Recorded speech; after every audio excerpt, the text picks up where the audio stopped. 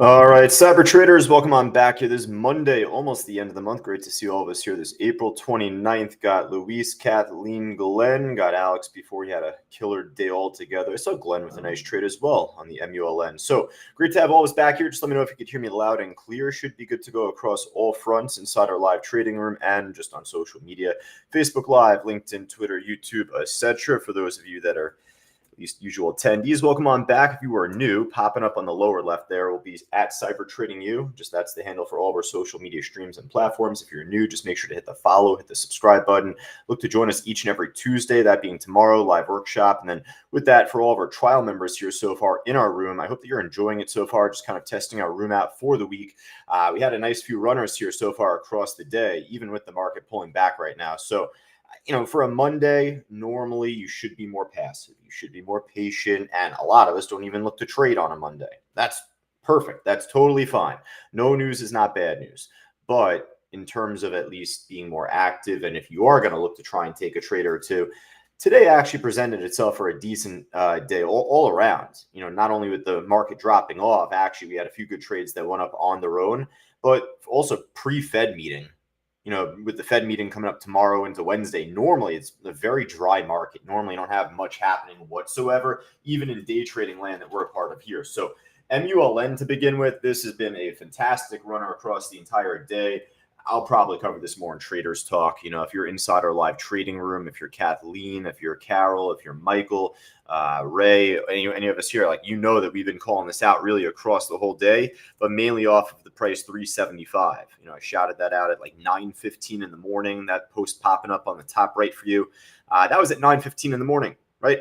So obviously from there, since 9:30, it broke back over. I'll talk more about this move though, at least in full tomorrow. So with that said, I'm going to put this on our watch list at least to begin. You can still see it's been a great trade, at least from 376, 377 price right here. So, we'll see if this can move back over this next level I had built 463-ish. If it could, then there's a better chance for a break of the highs again, right?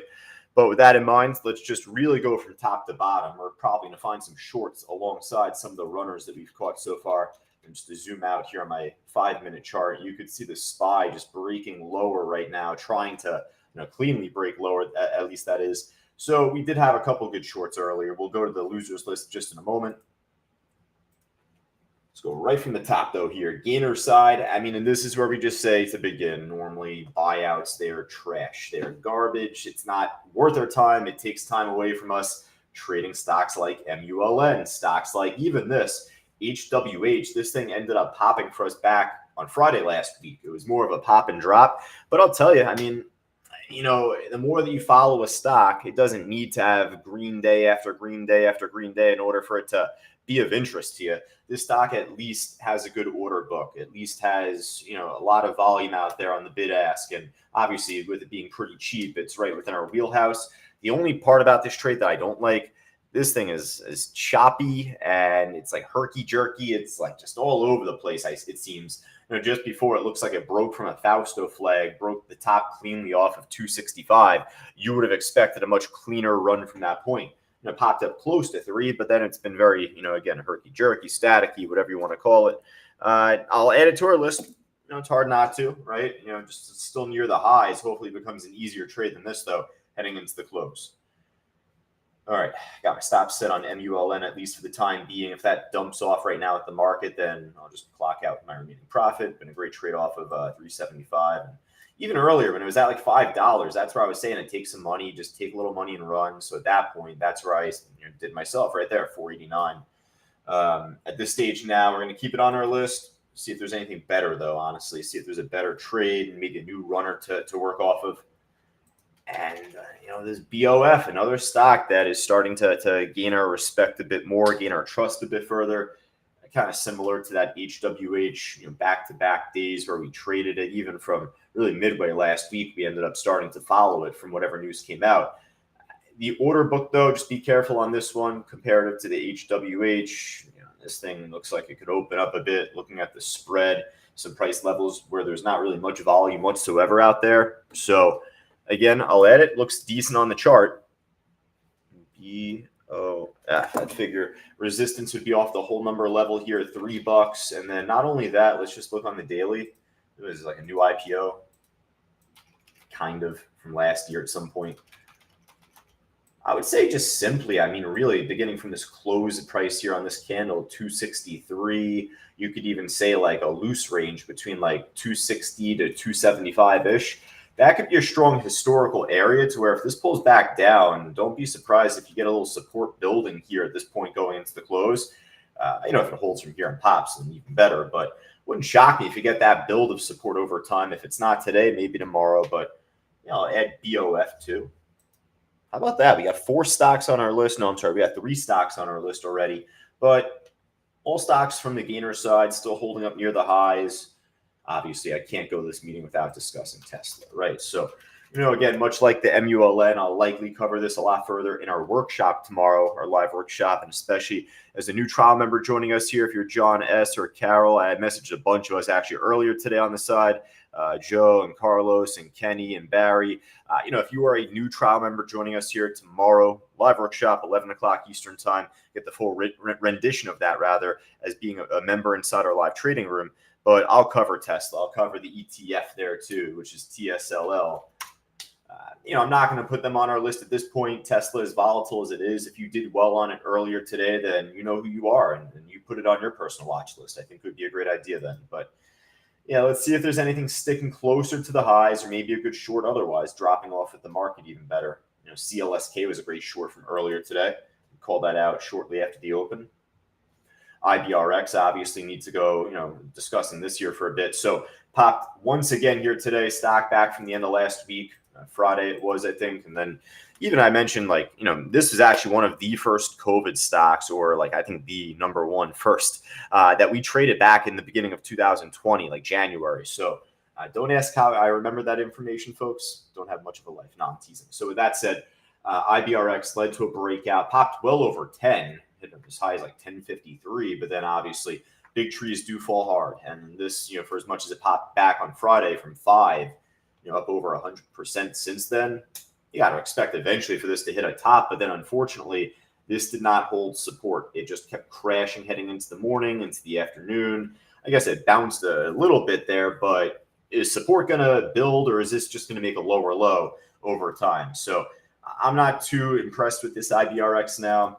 I'm going to pass on it here at this point. OCEA, former runner, just taking a look at that there briefly.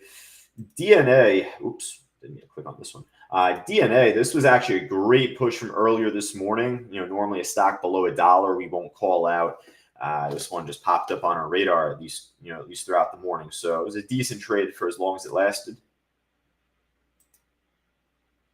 NIVF, you got HKIT here. You're getting some low volume stuff right now. So let me actually just jack this volume criteria up, and then we'll hop over to the loser side.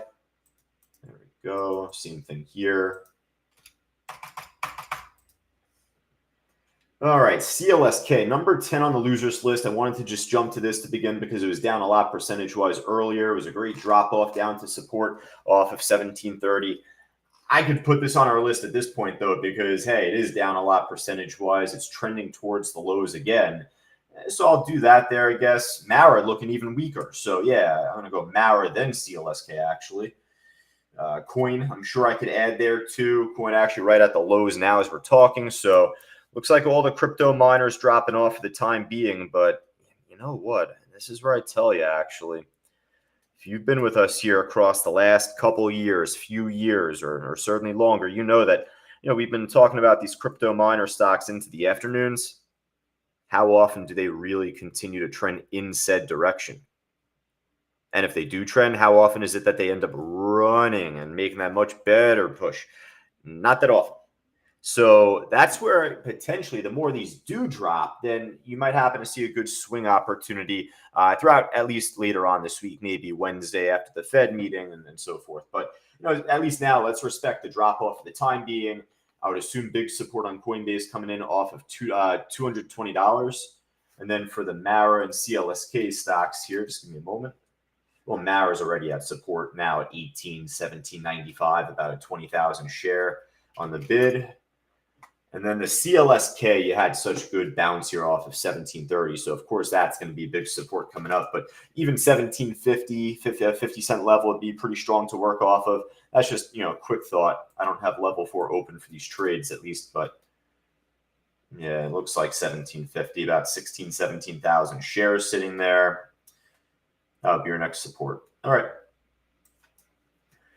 All right, so we got the crypto miners. We got a few other trades from the gainer side here. So Grant, Alex, Luis, Glenn, and all of us otherwise. Let me know if anything else is looking good in chat before we finish up.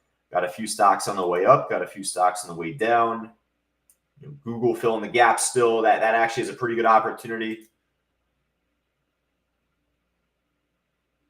Might actually throw that Google trade just on our watch list. If you do puts or if you trade Google itself, a little more expensive, but that could be for you. Yeah, you know what? I'll do that. I'm going to slip Google on our watch list there. That's a nice little drop. Gap fill opportunity too, at least to a certain degree. Not all the way, but. All right, folks. So last call. Let me know if anything else is looking good. Up, down, left, right. More than 5%, preferably at least. Right. But let me know otherwise. Checking out Benzinga Pro really quick. LICN making a pop right now, perhaps. Take a look there. It's new. Yeah, a little breakout, but look at the order book. Right away, just when I see that, I'm not a fan of how empty the bid side is there. So it looks like just some like wacky little short squeeze push. I don't know. I'm not a fan of that spread, that's for sure. I could put it on our list because it is up a lot percentage-wise. The goal would be, or the hope rather, would be to see more traders catch on to this stock and then the spread to tighten up a lot more. That would ultimately be the hope on this type of trade. I'll kind of add it to the back end of our watch list, if anything. But at this point, when I'm getting stocks like this, and then we also have MULN, we got this on our list already. We got a few others to work with. So all in all, hey, I think that we're pretty much all set, folks. I think that we're just about good to go. So with that LICN trade, at least there, how many do we got? We got 2, 4, 6, 8 stocks to work with. Not too big of a watch list, not too small, but honestly, there's a lot of opportunity altogether on the way up, on the way down, with the market moving on its own accord, whatever it may be. Now, again, if you're a trial member, new member, at least new student altogether, still kind of trying to get your feet grounded into all of our content and what we offer here at Cyber Trading University. Keep in mind, again, we've been conducting our classes over the last week or so, the phase 1 and 2 stock classes. Coming up later this week, Fausto mainly will be conducting the advanced class, phase 3. So that's live trading with Fausto himself, 35-plus year pro within the stock market, one of the original SOAS bandits. So, and I know that's what a lot of our students look forward to at the end of each month. But even if you're not a student, you have a live workshop tomorrow as a trial member. It is extremely important for you to be a part of it.